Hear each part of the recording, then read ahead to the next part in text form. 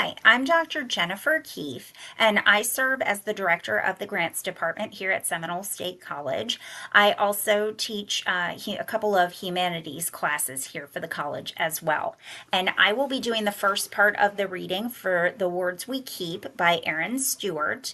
I'm going to read the foreword and then I will also read the first 4 chapters. And just to let you know, there are some 4-letter words in this book, and I will be reading the book as it is written. I find my sister's hand beneath the waves. I'm scared. My voice is small, carried away by the water, and so am I. The ocean tugs me further. We're too far. But Alice reaches out to me. Take my hand, she says. We're on an adventure.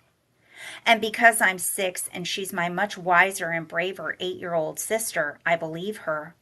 I let her convince me we're deep-sea explorers returning from an expedition. I let her lead me even though the salt water fills my mouth, my ears, my everything. We fight against the waves hand in hand. And then I'm on the sand. Dad's swearing. He's pounding on my back. He's yelling my name so loudly it hurts my head. Lily, Lily, Lily. I'm choking, spitting out the ocean. Dad falls to his knees, and he's hugging us so tight I almost pop. And we're huddled on the beach, and he's crying, and I think they're happy tears, but it's hard to tell. It's okay, Dad, I say, my voice stronger on land. We were on an adventure. We were so brave. This only makes him cry harder, and Alice is crying too, which makes no sense because she's the bravest one of all. 10 years later, I'm by the shore again, alone this time. No deep sea expedition, no adventure. Just the crash of the waves and a stopwatch and the thud, thud, thud of my feet on the pavement. A text from Alice lights up my phone. Lily, where are you? I don't answer. I'm in the zone, pushing a little faster, a little further, a little better, until my muscles are spent and I turn toward home. I find her on the bathroom floor. She reaches out to me, razor loosely in her hand, words repeating on her lips. I'm sorry. I'm sorry. I'm sorry. I stand frozen, paralyzed by the sight of blood draining from her wrist, pooling on the tile. Help me, she says. In slow motion, I wipe her with a towel, try to stop the blood, find the source, but my shaking hands make it worse. Bright red on my skin, smeared on the floor. Help me. But I don't know how. I barely know her, this lesser version of my big sister. Dad! My voice echoes in the room, shrill and panicked and unfamiliar. He finds us there, her head in my lap, her blood in my hands, waiting for someone who can fix this. Dad scoops her up, carries her, limp, blood dripping like a fairy tale crumb trail down the stairs. He puts her in the car, drives her away. I clean my sister's blood off the tile, off the carpet, off me. In the sink, the red spirals away, but not the echo of her whispered, "Help me." It fills my head, and I want to drown it out with screams, but I can't. I need to be strong for Alice, for Dad. So because I can do nothing else, I make her bed, over and over and over, 16 times until it's perfect. And when the sheets are straight, corners military tight, and pillows fluffed, I rip it apart, just so I can put it back together. Chapter 1. 2 months after the night of the bathroom floor, it comes to my attention that I'm losing my shit at an alarming rate. I use the term losing metaphorically, of course, because I've decided going insane is a process and not a singular event, despite our eloquent idioms. Snapped, meltdown, off the deep end. But there is no lightning bolt of insanity. It's more like a drizzling leak if you don't notice it until you're gasping for air, suddenly and irrevocably aware that you've drowned in your own thoughts. I wonder sometimes if that's how it felt for Alice. I haven't had the chance to ask since Dad drove her away in the middle of the night and shipped her off to Fairview Treatment Center. Sure, I could send her one of the 10 billion emails I've started and deleted. Or I could go with Dad and my little sister Margot to the weekly family visitation days. But that's a big fat no. It's not like I don't want to see her, but I definitely don't want to see her like that with all the other troubled teens at a place, according to the website, that promises to fix my big sister with horseback riding and trust exercises on the main lawn. So until next month, when Alice comes home from psych ward sleepaway camp, I won't know if we're on the same slow mo train to Locoville. All I know is that I, Lily Larkin, at the ripe old age of 16, am losing my freaking mind. Just relax. Sam slings her violin case onto the desk next to mine, doling out the same advice she's given me since we were freshmen. That little vein on your forehead is getting angry. Relaxation will not help me ace this, I reply without looking up from my note cards, where I've written each line of my poem for today's presentation. Sam plucks the cards from my hand. As your best friend, it is my sworn duty to save you from yourself. I swipe it then. But then she karate chops my arm and sticks the cards into the back pocket of her jeans. It's just one grade, so chill, Lil. It's never just one grade, I say, rubbing my temple to momentarily release the tension wrapping my head. Note to self, I have got to get more sleep. Not all of us can have your raw musical talent. Sam's mouth falls open as she holds up her fingers, 3 of them wrapped in band-aids. Hello, first chair bragging rights come with a price too, you know. So don't tell me it's just one grade or one solo or one anything. It's a never-ending domino effect to success, and if one piece is off, only the slightest bit not perfect, the whole thing goes to hell. Sam frowns. Depressing, but true. It doesn't help that we're on the honors track, which means our dominoes have to fall at a much faster rate. No breaks, no breathers, just piece after piece falling perfectly into place. Oh, and if you don't specialize in something like violin or swim team by the end of elementary school, what are you even doing with your life? So maybe just take it down from hyperdrive, Sam says. Do you see anyone else freaking out? On cue, Callie plops down next to me, buried in her own note cards. Once upon a childhood, Callie was my go-to bestie until it became clear in middle school that we were much better suited as frenemies. We're both word nerds and we're always pitted against each other in writing contests and class rankings. So now we're still friends, but more like the keep your competition close variety. You ready? Callie asks without looking up. As if I didn't stay up until 2 a.m. writing those poems and rewriting them. Every time I thought I was done, there was a smudge or a weird spacing or a million other reasons to start again over and over until they were perfect. Oh, she's ready, Sam says. She always brings her A game. Sam gives my arm a squeeze as a group of students and a bearded teacher I don't recognize file in, taking seats in the back row. The teacher waves them forward until they all move, groaning, to the front. While Sam scrutinizes the intruders, I pull my cards out of her pocket. She throws her hands up in the air and gives me her most disappointed look while I scan one last time through the words I'm going to have to say in a few minutes in front of everyone. My stomach's already tight at the thought, although if I'm being honest, my gut is always semi-clenched. Mrs. Gifford claps to get our attention, her eyes and her frizzy red hair even more wild than usual. She introduces the new kids in the class, and the bearded man is Mr. Friedman, the art teacher. No wonder I didn't recognize them.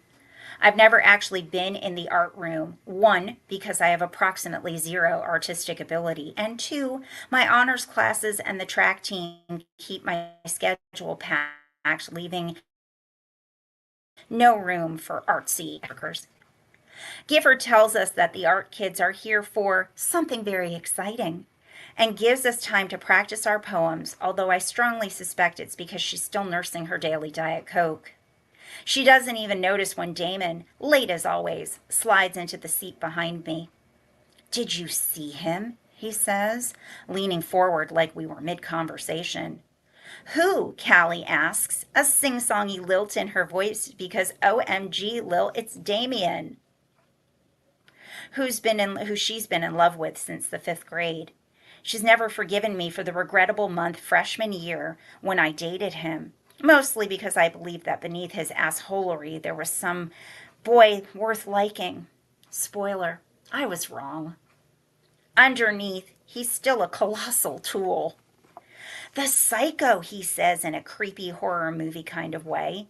He takes a long sip of an energy drink, the official last period pick-me-up of the junior class, and nods to a boy who came in with the art kids wearing neon yellow sunglasses to hold back a shock of black hair that sways with the rhythm of his hand moving rapidly on a pad of paper.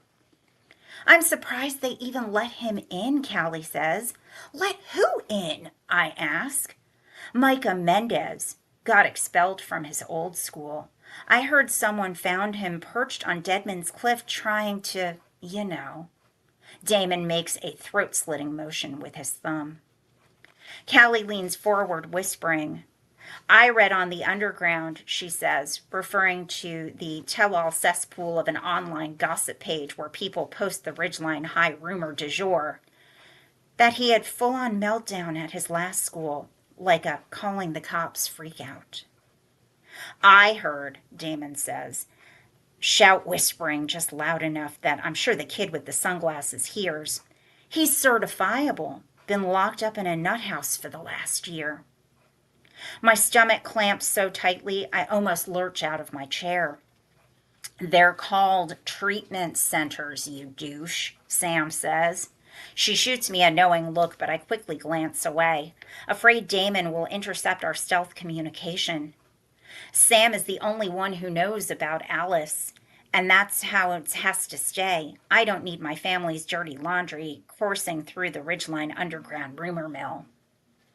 For all anyone knows, my big sister is still off at college, living in her dorm, staying out too late on weekends. I never mentioned that she came home a few weeks into freshman year, got into bed, and never got out again. That is until the night of the bathroom floor. "Alice is doing great. Alice loves college. We'll let her know you asked about her."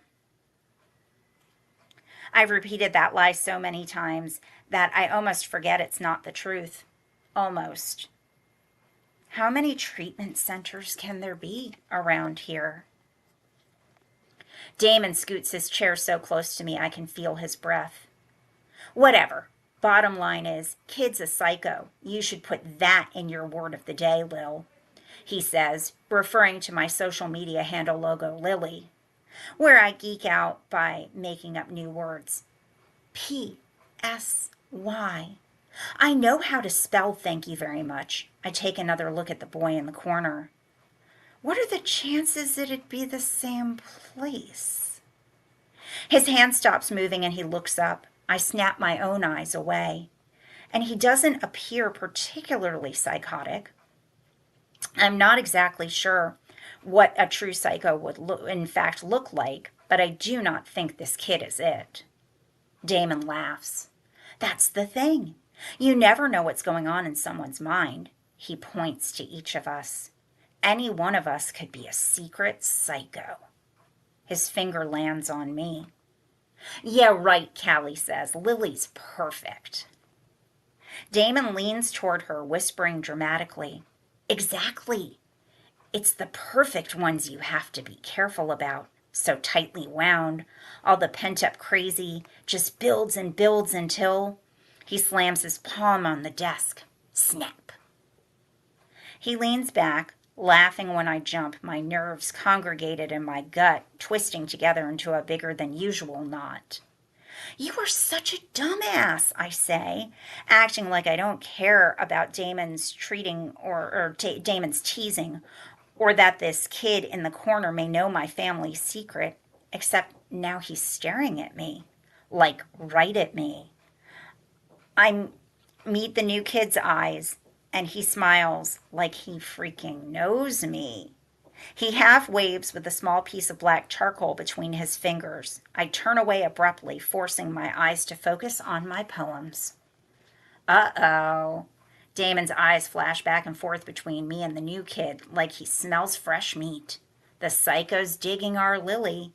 I'm not your Lily. Even though we broke up years ago, Damon never fully forgotten has never fully gotten the memo that I'm not his to torment. The knot in my stomach expands, undulating out in all directions. When I look again, the boy with the sunglasses is still laser beam focused on me. Oh, this is too perfect, Damon continues. You know what they say about freaks of a feather flocking to. Seriously, Damon, Sam interrupts. Must you incessantly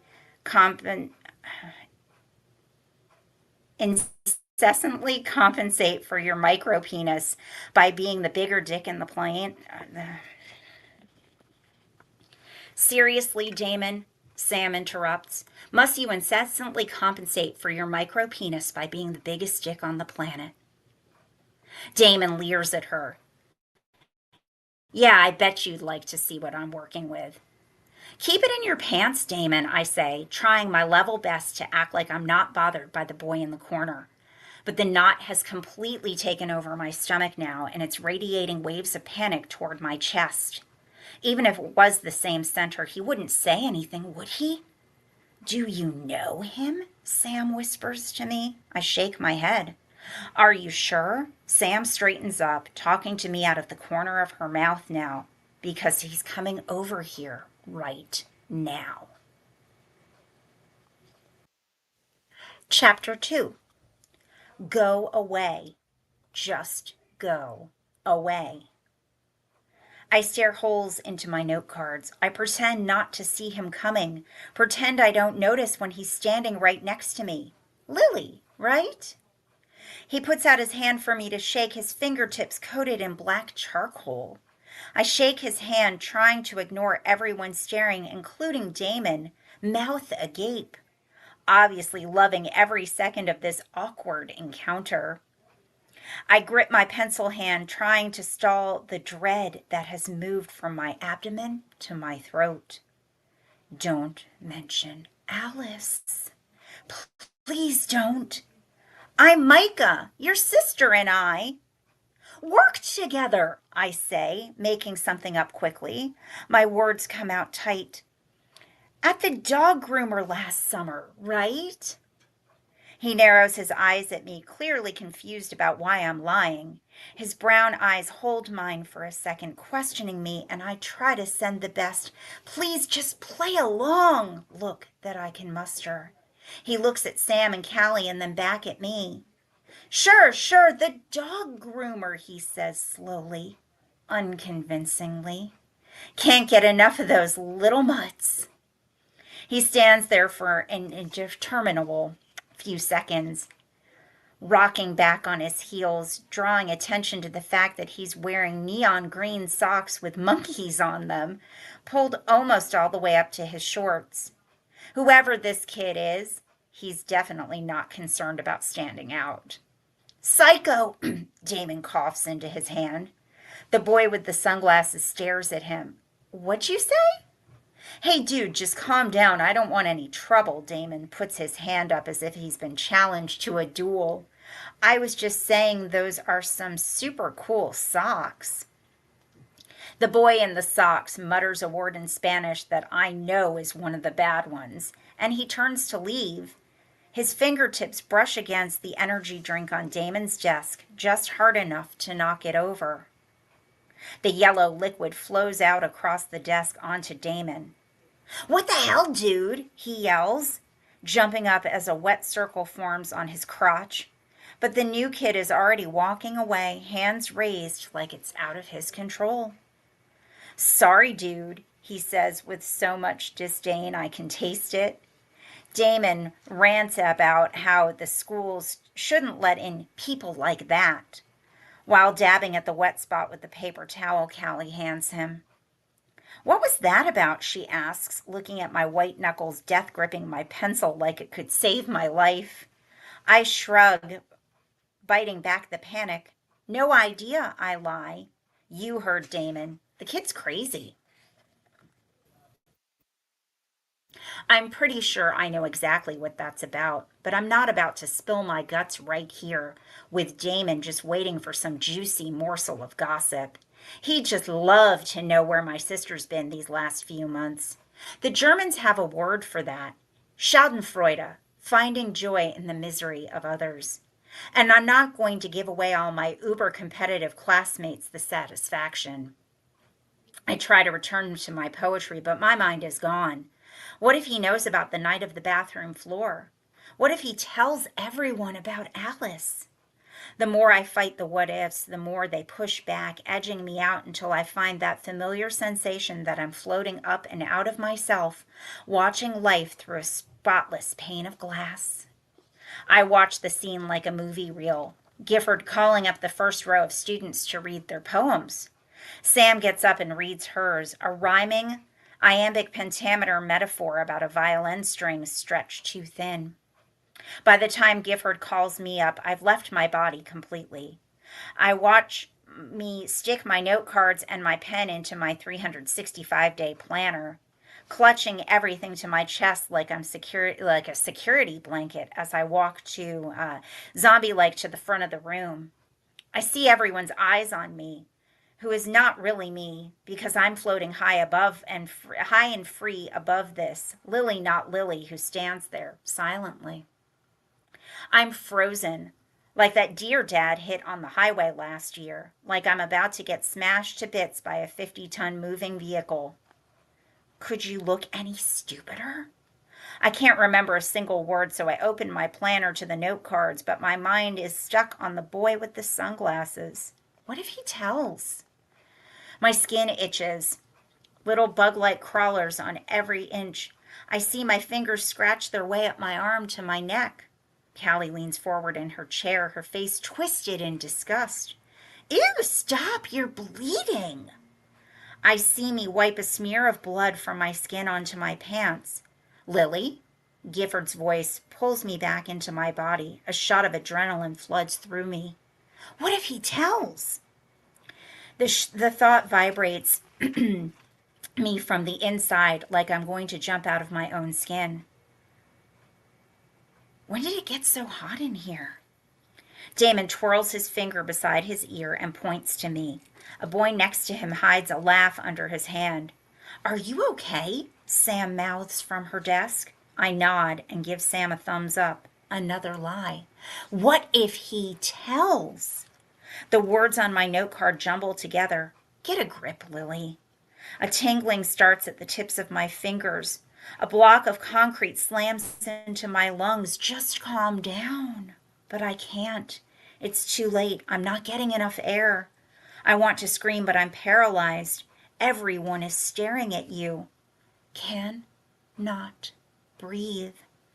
My head's not connected to my body anymore. Am I even in my body? I feel like I'm dying.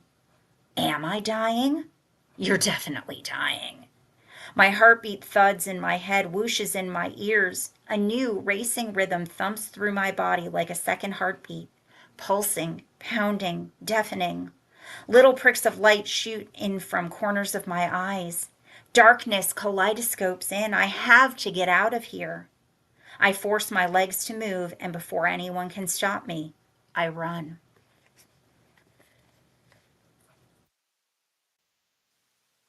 Chapter 3. I dash to the bathroom across the hall and barf twice. Leaning against the stall wall, I flush away my vomit and slump to the cold floor. I hug my knees to my chest, making myself as small and tight as possible. I'm okay, I'm okay, I'm okay. Against my fingertips, my pulse races in my neck, 140. I breathe in deeply, then release the air slowly, until slowly, slowly, my heartbeat fades from the back of my head. The rhythmic pulsing gathers itself again in my chest. Little by little, I reclaim my body, but not my mind. It's still spinning, churning out unwanted thoughts. It's getting worse. You're getting worse. And then the biggest thought, the one that screams the loudest each time my mind and body betray me. What if you're going crazy? Just like her. What if you're already gone? Chapter 4. The Evidence. Number 1, my body has a mind of its own. Number 2, my mind has a mind of its own. Number 3, my big sister already snapped. Number 4, I have a constant sitting at the top of a roller coaster feeling, except I never drop. Number 5, can not shut off brain. Number 6, almost hyperventilated during a run.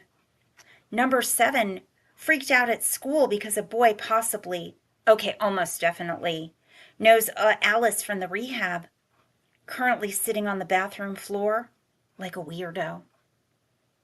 I stare at the strikes against my mental health. Writing the words in the back of my planner, seeing it in ink, makes it feel real. I've known something was wrong, something was off since my first heart-pounding, mind-racing, breath-stealing freak out a few weeks after Alice went to Fairview. I was alone on a late-night practice run through the neighborhood, running the same path I'd taken on the night of the bathroom floor. When I ran, the memories flashed, and fast and fresh, Alice's blood. Help me, she says. I don't know how. My heart ended up in my throat, beating a million miles a minute, and my lungs pinched off my air until I couldn't run anymore.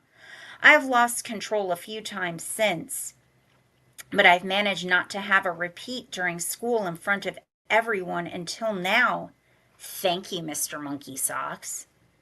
I'd give anything to just stay on this floor all day, but someone's got to keep those dominoes falling in line. I hoist myself up, dipping my head down slightly to stop the ground from spinning. At the sink, I splash water onto my face and slap my cheeks a little in the mirror so I don't look quite so queen of the undead. This latest and greatest episode has left my body drained. It's like I run a marathon, the kind I can never win. With a coarse paper towel, I wipe the trickle of blood from where I scratched my neck in front of the class. They all think you're nuts. I pop in a piece of gum to hide the sour bile taste in my mouth and tug my ponytail tight, ignoring the pulsing in my skull, the weary in my bones. They're right. When I emerge, the boy in the monkey socks is leaning against the bank of lockers in an otherwise empty hallway. Fan-freaking-tastic. You okay? Fine. He jogs a few steps to catch up to me, and his eyes lock on mine from behind the thick half curls of hair that fall in front of his face. It's just, you look like you were about to have a panic attack in there. I don't have panic attacks. I have brain attacks. Body attacks. I keep those words to myself. No need to go blabbing about my questionable sanity so my classmates can call me a psycho too. And whatever is happening to me is not just a panic attack, because that would mean it's all in my head. And how can that be when my heart's racing and my skin's buzzing and my lungs are gasping for air? Well, whatever it was, I'm sorry if I said something wrong, about dog grooming with your sister. He puts air quotes around the words dog grooming, like we're in cahoots. It's just, Alice talked about you all the time at Fairview. You look just like her. I stop short in the hall. We're only 3 doors away from the English room, and the last thing I need is to walk in together. Freaks of a feather. Look, Micah. It's Micah, right? He nods. 1, I am nothing like my sister, and 2, you can't just go broadcasting stuff like that. Micah tucks his curls behind his ear. One eyebrow curves upward when he smiles. Stuff like what? Stuff like, I lean in closer to him, Fairview. He leans in close too. He smells like ashy charcoal and wood shavings rather than the standard I just bathed in Axe body spray. Eau de boy. Why are we whispering? A couple of junior girls from the track team walk by, and I straighten up, pulling away from him. Just trust me. Thanks for the tip. He flashes an easygoing, genuine grin just as Principal Porter rounds the corner, his mouth puckered in its usual I hunt children for sport demeanor. Mr. Mendez, Porter half shouts down the hallway. At Ridgeline, we stay in class during class time. On my way, sir, Micah says, straightening up to give a small salute with his black-tipped fingers. Porter looks from him to me, probably trying to figure out what we're doing together. May I remind you that you're here on a probationary basis, he says. Don't give me a reason to change my mind. He stares at both of us like, well, get going, dummies, until we turn and speed walk back to the classroom. Inside, everyone is sitting in pairs like they're about to board an ark.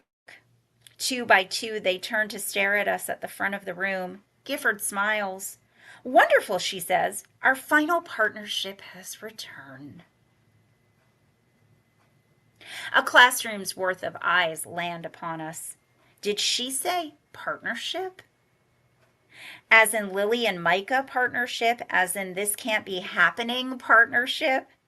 Gifford asks me if I'm all right. It's normal to get some jitters reading your work in public, she whispers to me. No, it's not that. I start the class still staring. I'm losing it. I think I might be coming down with something. Liar, liar, crazy pants on fire. Gifford ushers us into 2 desks at the front of the room, assuring me I'll have a chance to make up my poetry reading.